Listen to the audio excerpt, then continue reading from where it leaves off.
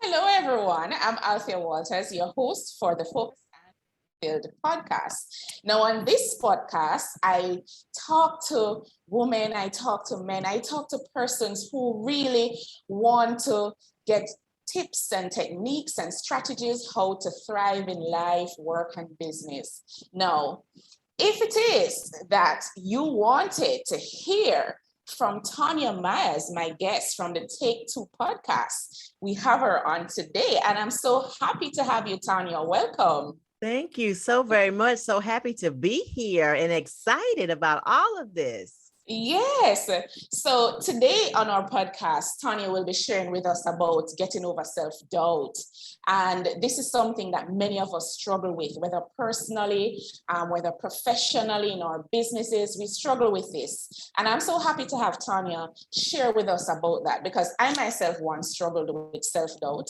Even, starting my own business and getting out there, it's not easy. Glad Tonia is going to share with us. So Tonia, I'm going to hand over to you to just introduce yourself and tell us a little bit about self-doubt. What is it? Getting over it. How do we do that? What is it? Okay. Thank you again for having me on. As you said before, my name is Tonia Myers, and I have a podcast called Take Two with Tonia. I started this a long time ago with, I would do speaking, motivational speaking at women's conferences and stuff. And it was under the umbrella of Myers Ultimate Life, where I talked to women and empowered women.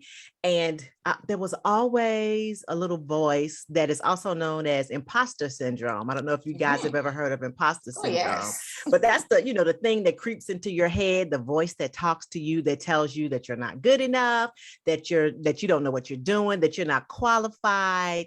You're just not the person to be doing the things that you know how, like even taking you and I, for example, who are we to be hosting podcasts, right? So there's a little voice that tells us, you know what, y'all don't know what y'all doing. Y'all are not good enough. You guys are not qualified. Y'all don't have PhDs and all this. So that self-doubt would always and forever creep up. And a lot of it started, I grew up in a religious family, right? Very religious. And not that I have anything against religion, because I still believe in God. I still love God. I still, worship and all that kind of stuff. But it was a very strict religion. I couldn't wear pants. You couldn't really, you can talk to boys. You couldn't do any of that kind of stuff, right? So as a result of that, I always doubted myself. I always felt like, oh, I can't do that, because my religion told me basically that I was not the person that needed to, as a woman, even, I was not the person that could be out front or the person who could be assertive or anything like that. So that's where it started. And that was at a very young age where all the self-doubt crept in. And so from then all the way through my adulthood, that still plagued me. I was married once before. And he was like so mean and called me all kind of bad names. He never hit me, but he was verbally and emotionally abusive. And that did nothing but build on my self-doubt. I moved to Atlanta. Right. I moved to Atlanta and I met a lot of guys in Atlanta are not straight, but they don't let you know that they're not straight. So they would say little things when I would meet them. Like, this guy told me one time he liked petite women. And what I heard was that I was fat. Now, coming from the Midwest in America, we all big over here in the Midwest, right? So that's just what. So when I got to Atlanta and I met this guy and he was like, I like little petite women, and you're not a little petite. What does that mean? Thank you. I was like, are you saying I'm fat? So again, what does that do? That just widens that crack for self-doubt to get in. I got over that, but I would even remember, being around him. I didn't want to walk in front of him and all this kind of, because it had messed with my self-esteem, the self-doubt and stuff. So I had to actually learn how to talk my own self off the ledge, how to switch up those negative thoughts, turn off those negative voices. And I even wrote a book about it called Enough Already. Is the title of the book, and this is it, and it's tips and techniques for overcoming self-doubt, right? Awesome. So I wrote this book to help people, and I have like so many of my friends who read the book, and I have like 2 friends in particular that tell me when they're going through stuff, they pick the book up and they read it, right? So it gives them and I am not a fluff type of person, so I get right to the heart of the matter. If you are hearing these voices, this is what you need to do. You need to stop. You need to drop that thought. You need to roll it out your mind and replace it with something else, and, start speaking and affirming yourself, right? So I just give them little exercises and things like that for that, because that is how we overcome the self-doubt. We have to actually do, as Ayanna Van Zandt would say, we have to do the work, we have to do the work to clear our minds of that kind of stuff. And it has to be intentional, and you have to know that you are what God says you are. And he tells us, you have to know the scriptures, and you have to, if you're into the Bible, know the scriptures and repeat it to yourself all the time. And so that you could overcome and replace that narrative in your mind. That's kind of what I go over in the book, just little techniques and things you can do to replace that narrative so that we don't have to be second guessing ourselves. Okay, awesome. Tonia, I love that story because you shared with us in terms of your journey, how it started. There were some triggers along the way, and then there were some other influences that further made it difficult for you to come out of that position of self-doubt that you were. In terms of the relationships, and I would say that I'm assuming that there are some parts of that really affected you in terms of that level of self-doubt, that level of lack of confidence, self-esteem. And then you knowing that, these are all the things that are happening to me. Now, just before we move on, I really wanted, you spoke about these things, and I realized that it affected you in how you show up for yourself. Correct. And that's the imposter syndrome that we always struggle with. Correct. What other things were going on for you regarding that self-doubt, even before you decided to write that book? So I had gotten therapy. I believe everyone should have a therapist, right? Just somebody somebody who is not a part of your world, who can listen to you do just an emotional dump and, potentially offer you some techniques or offer you some things that you can go through to help you to overcome whatever it is that you are dealing with at the time. So I got a therapist to help me with all of those things. And really what they helped me to understand was some of the stuff that these people in these other relationships were putting me through. It was their own issue, right? It was their own thing. And so they were projecting onto me. And in a couple of instances, it's because normally I have a large personality, right? For somebody who has self-doubt, I have a large personality. I have a tendency to be, when I come in a room, you pretty much know that I'm in a room, right? And it's not even the self-doubt. I can feel it. Right. I don't meet strangers. So it was ironic and odd for me to even, kind of deal with some of that pullback and restraint that I was getting after having been accosted by these gentlemen, because those were the ones who really affected me. It wasn't the girls, it was the men. Because, hey, we all want to look good for the man. We all want a nice man and all that kind of stuff. So it was always but it ended up that they had some serious personal issues going on, and they were projecting onto me and trying to control me and put my light out in a sense. But I could only, I only realized that after having gone through therapy that it wasn't my fault. It wasn't anything that I was doing that was wrong, other than the fact that, they couldn't control who I was. And so a lot of times that self-doubt creeps in because that when others are trying to control you or put, constraints on you and things like that. So that's when that imposter syndrome comes in, because, they use all types of negative speech to try to control you and silence and put out your light. Like, for instance, like I have my daughter. My daughter is very, very spicy and sassy with her mouth, right? Mm-hmm. And to the point where sometimes you could feel as if though she's borderline disrespectful. But I want to be able to channel that into, she could be an attorney one day, she could be a judge, she could be a lot of things that would require that quick wit that she has and that little spicy attitude. So I don't want to give her a complex or, self-doubt in saying, you're so spicy. Stop here, stop being so sassy, stop being disrespectful. So I have to learn how to, to channel that kind of stuff. And so we have to be mindful of that when we're with other people. When they're talking to us, we can't take on their garbage. You can't take on their stuff. If they're saying things that we know are not true, I can't take that on. I have to wear that and shake that off and get away from the toxicity that they might be trying to, put onto me. So I try to make sure, like with my kids, I don't do that. I don't put them in that bubble so that I don't want them to grow up and be like, my mama said I talk too much, and start doing all that. Yeah, we can't look to make sure that we reduce, who they could be. And it brings me back to 2 points you actually said earlier. Mm-hmm. One, you need to know who God made you to be. Correct. And mm-hmm. 2, you should not let other people put your lights out. That's true. I love those things because we have to look at this as, what is it? Because sometimes we do need something to hang on to. We need things that we should reach out for. And if we remember who God said, we are and who he made us to be, come on. Right. Who should really demoralize? Exactly. Who should really demoralize? Mm-hmm. And there's something that you said earlier too, in terms of, and this is when you were talking about, and some of the things that you repeated to yourself. I heard affirmations that were coming out, and I realized how important these things are.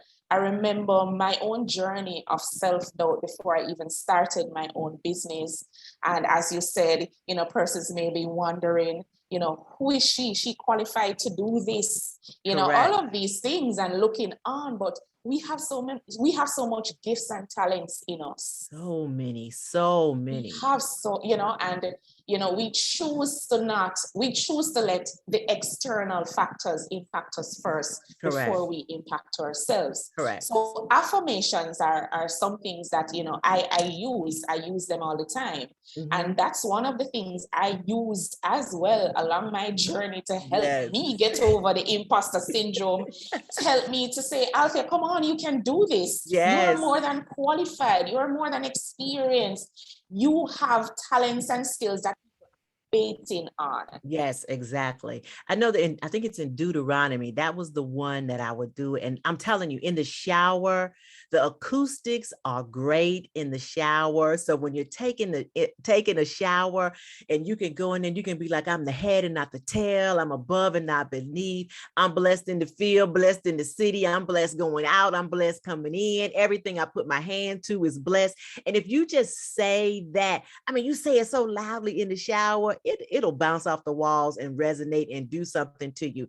I know I read this book or listened to this workshop, and it was about the Millionaire Mind. I think it's the name of the book. And this guy, he has a real gruff voice. But one of the things he made people do, he's like, how much money you want to make next year? And if they were like, I want to make $150,000. So in the workshop, he makes you scream to the top of your lungs, I make $150,000, until he's like, you screaming and yelling until you feel it in your gut, And so that's the same thing with the affirmations. You just say them and repeat them while you're driving, while you're making your coffee, whatever the one is, because there's always one that really clicks with you, and it could change up, but if the one that clicks, just repeat it all day, and then after a while, it'll get into your subconscious. Because I even listen to, when I'm sleeping, like this music at 400, 500 megahertz music. It's like a lot of the Tibetan type of singing bowls and stuff. But what it does is the frequencies of it just help to clear your mind, and you just wake up in a better space than just, your own thoughts when you listen to. So some of that helps with self-doubt too, to actually listen to the 400 and 500 megahertz sounds. And even Alexa knows how to play them. So we'd have absolutely no excuses, because you can tell Alexa to play me a 400 megahertz music and she knows exactly what to do. Exactly. Thank God for Alexa. Right. So tell me, Tonia, like what was one of your biggest lessons along this journey of self-doubt? What was one of your biggest lessons? That I'm enough. I can do it. I have all of the things necessary to do it. I have all of the skills, the things that just come natural to me. I'm enough. I can handle that. I can do it that way. And, because you always, part of the self-doubt is you don't think that you're enough. But the biggest thing is, you know what? I am enough. I'm every woman, for real. For real. I'm every woman. And, and that's what I tell my listeners and everybody. We are every woman. We can do all the things, especially the melanated woman, right? We can come up with all kind of solutions to any kind of problem. Because think about it. Our parents would make meals out of nothing, right? You just have a bag of beans, Amen. and a little bone. And the next thing you know, everybody in the house can eat and it's good, right? It's good. To this day, I can't figure out how my mother fed us. Yes. From like a small piece. Yes. I can't figure it out. Yes. And they could do it without problems, without issues. So because why? They were enough, and we are enough. We've always been enough. And I just think culturally and throughout the years, we have been just browbeaten that we, especially the melanated ones, that we are less than, less than. Think about it. I was watching a documentary about rice over here in Carolina. So, the rice in Carolina grew because when they brought the slaves over, the slaves knew how to grow the rice, right? And so when slavery went away, the rice business almost went away because everybody left. And so they were having to rehire back the slaves to show, why? Because they were enough. They knew how to do the stuff, even though they were told, right? Even though they were told they were nobody, they could grow the rice, and Carolina blew up because of the rice industry, because of these people who were taught less than. So that was one of the things that I have learned to answer your question, that I'm enough. I'm enough already. I don't have to do nothing else. I'm enough. Exactly. I love that. I totally love that. We forget to tell ourselves how enough we are. And if we stand in that own personal power, I am enough. We can do so many things and great things. So many. Yes. And then too, deep breathing now has become a good part of you, just to stop and inhale like 3 deep breaths for 4 counts and then out for 6 or 7 counts. That helps to recenter us and get us back on track, because we just kind of we went through this whole pandemic thing, right, that we had to endure over the last few years, and we're still enduring it and all that kind of stuff. And it just knocked a lot of people off of their square. So, and off of their circle. So they're having to pivot and redirect and all that kind of stuff. So sometimes just knowing that I'm enough and stopping and taking a deep breath and then making my moves, that's what that's great. Right. Tonia, is there anything that you really wish you knew now that probably happened 5 or 10 years ago that could make like a total difference in your life at this point in time? I do. So my husband and I laugh about this, and my brother and I talk about this all the time. We grew up in religion, right? And they told us faith, right? And you're supposed to have faith. Don't get me wrong. I don't have anything against faith, but it was always God's getting ready to do, God's getting ready to do, God's getting ready to do, right? So it was like he was a genie and he's going to pop out the bottle and do stuff. And basically the part that they didn't tell me, or that I didn't grasp or get, was I have to make a move. I have to make a step. I can't just, I can't just hope and pray and wish that my ship is going to come in, or if I don't go out to meet it or go out to get it. So that's the thing I wish I knew so many, many years ago when I was, 20, 30 years younger, that I have to make the steps. I have to make the move. Like I said earlier, as Ayanla Van Zant says, I have to do the work. And, we just waited on magic to happen. And so And then magic never happened. And I'm sitting there saying, but I, I gave all my money and I prayed and I waited. And it's like, yeah, but sometimes, like even take our podcast, for instance, right? What we have to do, we have to get microphones and hit the Zoom button. Yes. Right. And hit the Zoom button. Right. You got to do something. You have to do something. And a lot of times we don't know, especially us who are in, the faith movement. We just think it's going to happen, by circumstance. Yes. And it's not, you got to do something. There's something you got to do. Yeah. Like and it's going to happen if you haven't started. Exactly. This is like divine. I'm going to say we're now in this conversation literally 30 minutes before we came on live recording. I was having this exact discussion with my husband, believe it or not. There you go. See, 2 or 3 witnesses. We have already established it. Yeah. We're like, our circumstances, our culture, the way we were brought up, it limits us. It limited us in terms of, putting our own lives and our own, what we want to achieve in the hands without moving. Correct. And there's something that you have to do. There's something that you have to do to make it happen. Correct. Yes. But we weren't taught that. And I don't even fault them. They taught what they knew, right? They knew, exactly. They taught what they knew. I just, and now it's our job and our duty to make sure that we don't repeat, that we, let the ones coming behind us know that there is more, that there is another step, there is an extra step. It is still not a magic. God's not a genie in a bottle that we can, rub his belly and he gonna pop out and give us 3 wishes. It doesn't work like that, right? Exactly. 3 or 5. Right. There's stuff that we have to do out here, and it's just our job to get it out. And that's why I think our podcasts are so great, because we are getting the message out and we are telling others, that, hey, this is what we got to do. And, even the younger generation hear that, because, these millennials and the, what is it, Gen Xers or something? I don't know what they're called now. I lose track. So, they're a little different from what we have, because I think we are like that cross between doing it the old way and still having, some of the old beliefs and stuff. And these people are almost like entitled. They have this whole entitlement thing. We got to figure out how to marry the 2 ideas together, right? But still, they need to know that they're enough and they're good and they can do it and all things are well. Great. I love this conversation. Thank you.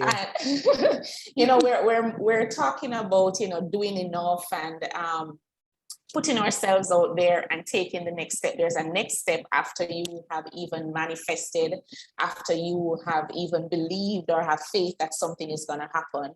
A lot of people are struggling with, understanding their journey to fulfillment or purpose, or doing what they love or doing what they think they should do. Correct. Is there anything along your journey that has occurred or you have observed that you can share with my audience as we talk about fulfillment and working towards the things you want to achieve in life?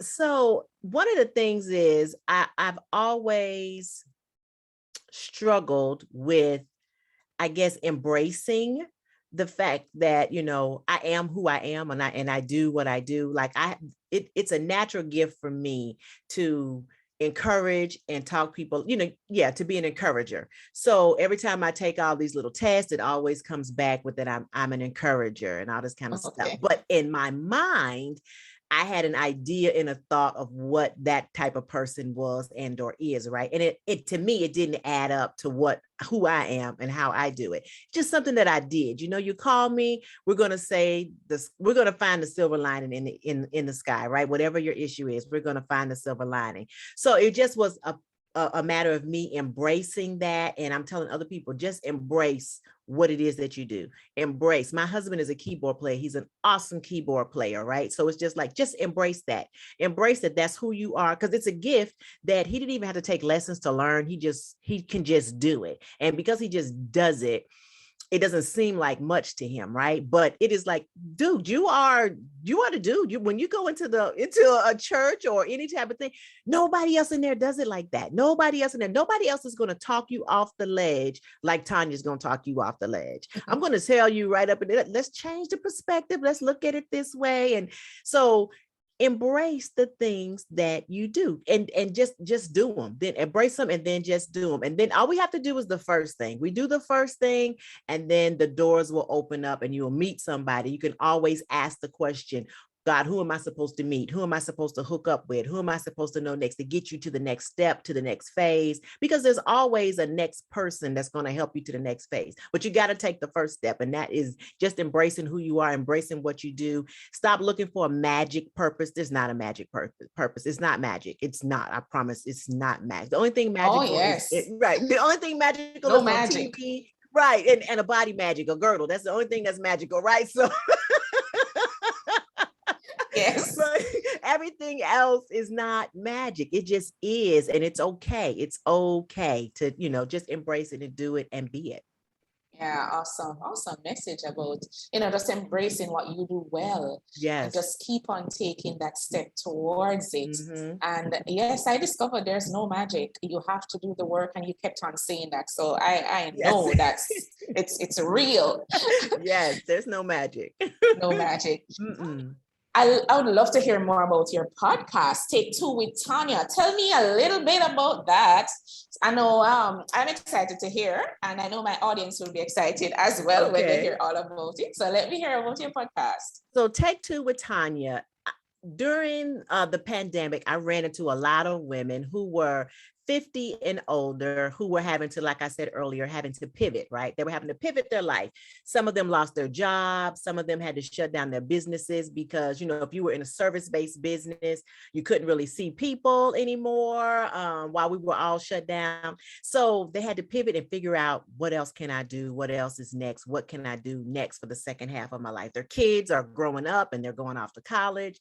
So they're having empty nest issues, and they're like, okay, what do I need to do? I even have one of my friends she's still fairly young, who is being forced to retire from her company because she's been there for 30 plus years now. And so they're just forcing her to retire. So now she has to figure out, what do I do with this part of my life? So I started Take Two with Tonia because I wanted to have people on, such as yourself, because I definitely want you to be a guest. So get ready.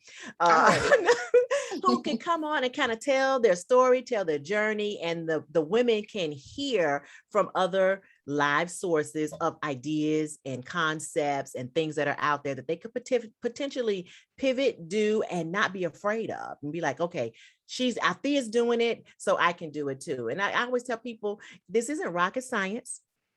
We're not building rockets and going to the moon. If you bake the best pound cake, then that's not rocket science. Now everybody can bake a good pound cake though. No, I can't. I know, and I don't care how some of it is just, it's a vibrational thing, right? So some people just can't. I don't care how well they read the recipe, they can't. But if that's your thing, then let's do that, and let's figure out how we can, get it out here into the world, get it into the community, and all that kind of stuff. Stop looking at it as if that's just something I do. Nobody going to pay me for it, because that's not true. People love to eat, so they're going to always, yes. And if they I'm a consumer. Yes. So my podcast is just to show women that are 50 and older, we can do this. Plus we do a little mindset work while we're talking and stuff about, how to get over the self-doubt, how to recognize the imposter, how to get the imposter off of our back, and things like that. So that's what Take Two with Tonia is. I just want to help everybody take a two, or go to the second phase of their life, or, like in the movies when they do that little clapper thing, like take two. So this is the Take Two. It might be a 3, it might be a 4, it might be a 5, it might be a 15. Some of us are resetting, some of us are restarting. So it might be a 15 that you're taking, because I have done the most. Like, I was a crafter, so I was going to do shirts, and then I was going to bake popcorn, then I was doing lemonade, I was doing embroidery. It always came back to this though. It always came back to me encouraging the women, even though I was out there doing lemonade. I know I was at one. So that's what Take Two with Tonia is. We just helping to empower and inspire women.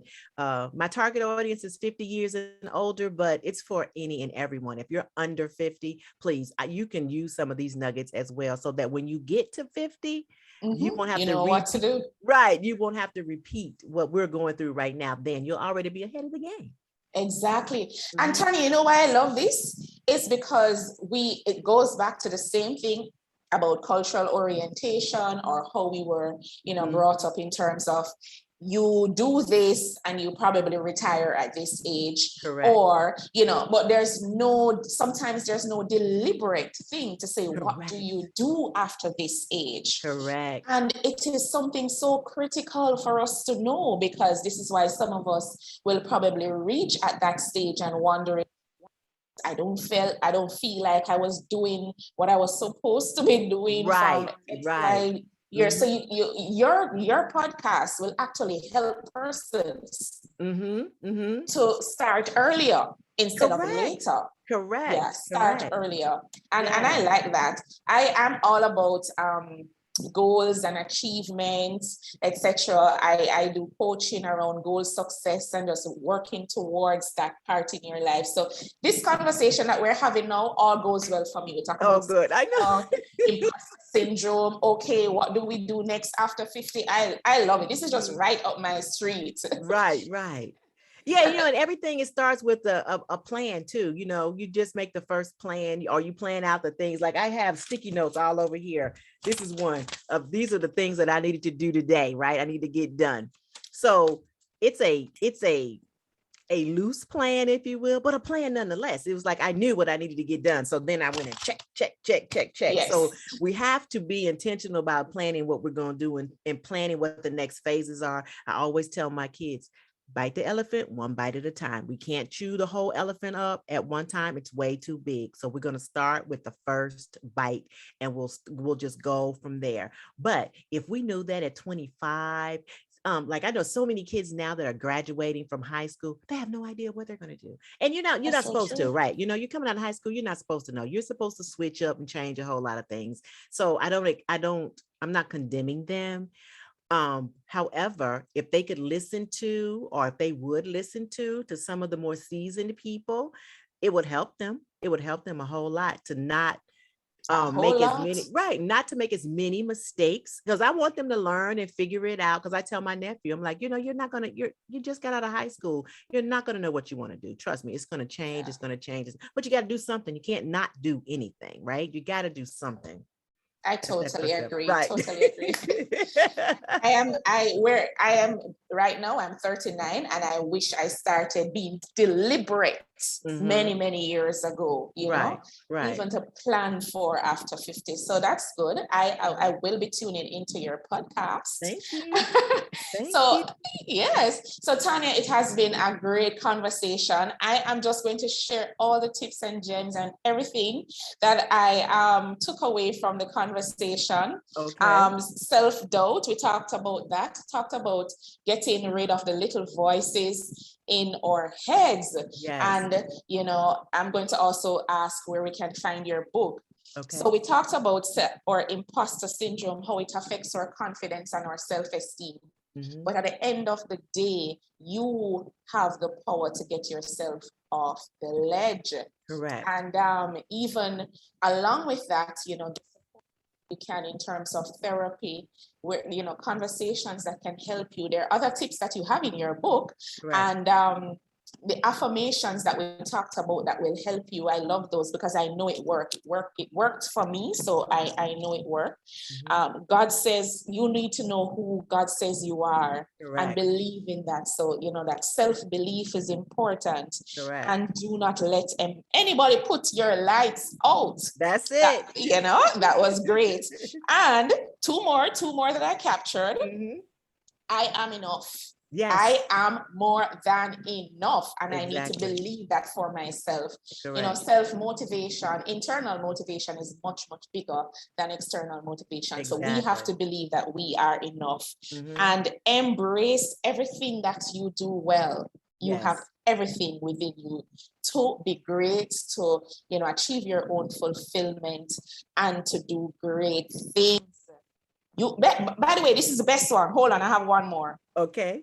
You got to do the work. Yes, you gotta do the work. You got to do the work. So all of that, you got to do the work. I Right. love that Right. one. So, Tonia, Look, who my was that audience, person, girl? That girl knew what she was talking about. exactly. That was take two with Tonia. Right. All right, Tonia, it was amazing to have you. Where can we find your book? It's on Amazon. You can get it on Amazon.com, and it is called Enough Already by Tonia Myers.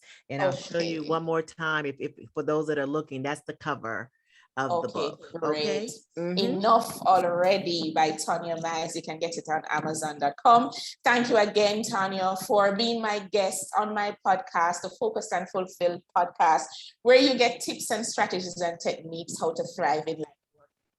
Again, I was your host, Althea Walters, and I absolutely loved your interview, Tonia. Can't wait to release it. Thank you. Can't wait to listen. Great. So, guys, you can follow me at Focused and Fulfilled on Instagram and Facebook, and I will leave all the details for myself and Tonia in the description of this video. Thanks again. Have a good day, everyone. Bye-bye.